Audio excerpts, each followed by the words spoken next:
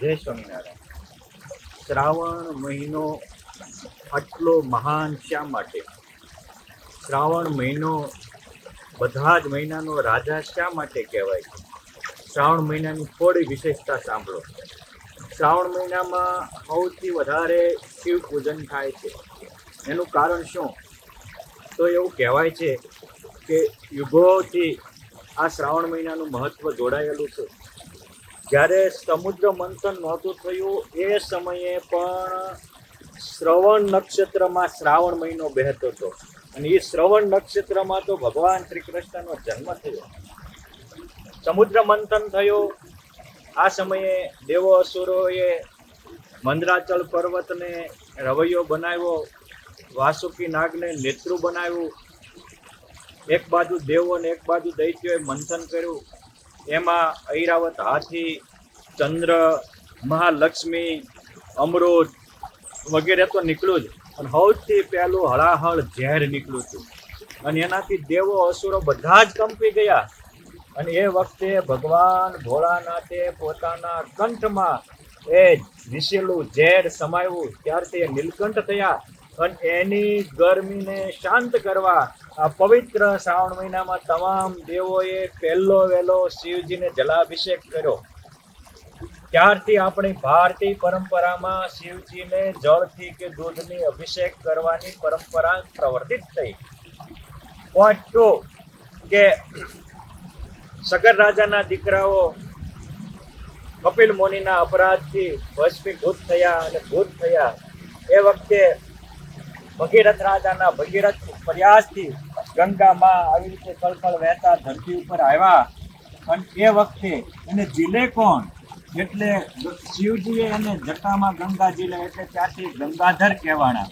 પરંતુ આ શ્રાવણ મહિનામાં એ ગંગા ધરતી ઉપર આવ્યા, અને આ શ્રાવણ મહિનામાં આ જળ એને ચડાવ્યું, અને એને કારણે એ શ્રાવણ મહિનામાં વિશેષ આનું સાધના આરાધના કહેવાય છે. ખાસ શ્રાવણ સોમવારની મહત્તા શું છે?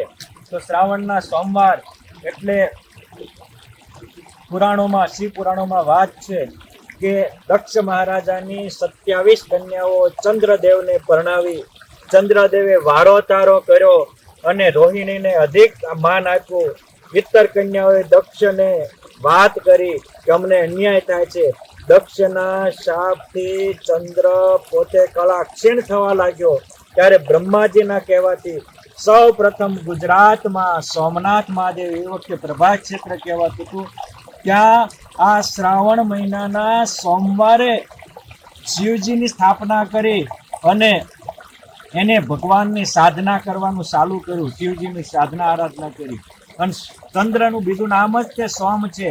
એ સોમે થાકેલા એટલે જ આજે સોમનાથ કહેવાય છે.